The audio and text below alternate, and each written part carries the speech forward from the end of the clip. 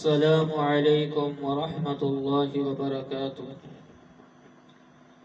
ایک بھائی نے سوال کیا ہے کہ کیا میاں بیوی آپس میں رضامندی کے ساتھ لائٹ جلا کر ہم بستری کر سکتے ہیں؟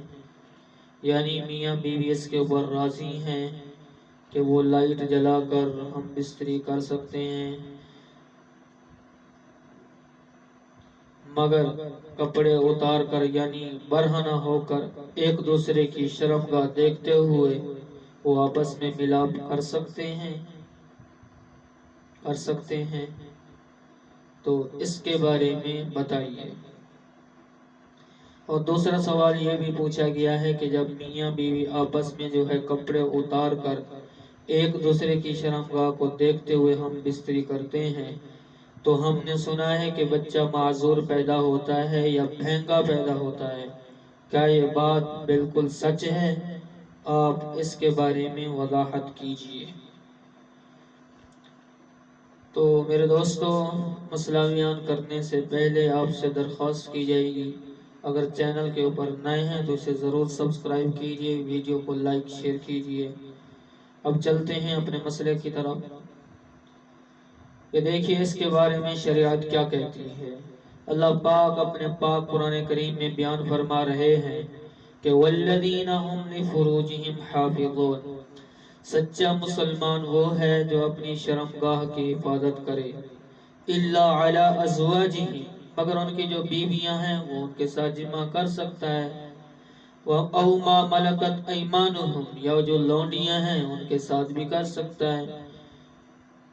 ہاں، دوسری آیت ہن لباس لکم، وہ عورتیں جو ہیں تمہارا لباس ہیں، وانتم لباس لہن، اور تم جو ہے ان عورتوں کا لباس ہو۔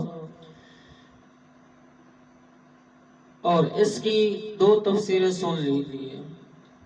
بعض یہ کہتے ہیں کہ عورت مرد کا سطر ہے اور مرد عورت کا سطر ہے، یعنی عورت مرد کا جسم دیکھ سکتی ہے اور مرد عورت کا دیکھ سکتا ہے۔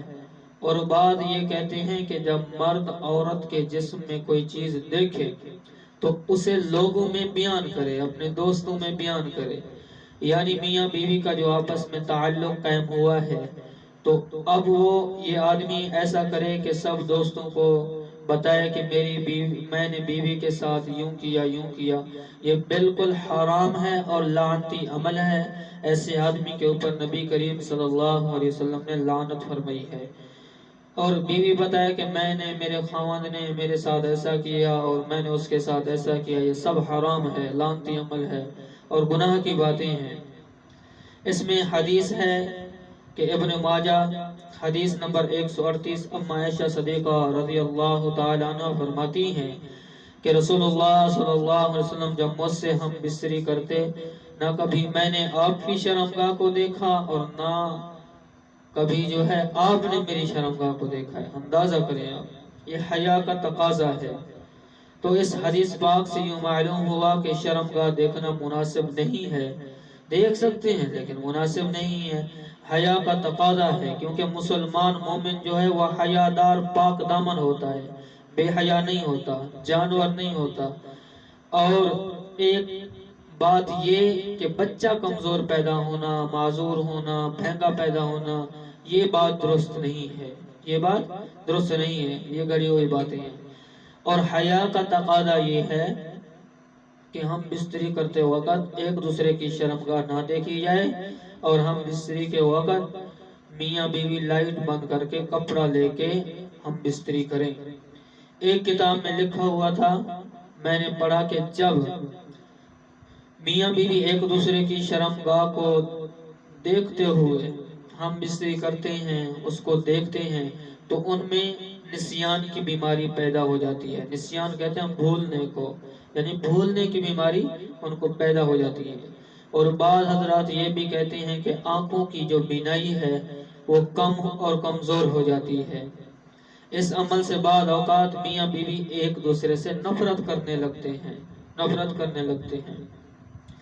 لیکن یاد رکھیں، شریعت کے اندر حیا کا تقاضا ہے اور حیا کرنا چاہیے۔ لیکن شریعت میں رکاوٹ نہیں ہے، وہ آپ کی بیوی ہے، تو آپ جو ہے بجائے غلط طریقے سے حلال طریقہ جو ہے اس کو استعمال کر سکتے ہو۔ یقیناً آپ کو یہ مسئلہ سمجھ میں آ گیا ہوگا۔ اگر آپ میرے چینل پر نئے ہیں تو اسے ضرور سبسکرائب کیجئے گا، ویڈیو کو لائک کرنا نہ بھولیے گا۔ السلام علیکم ورحمۃ اللہ وبرکاتہ۔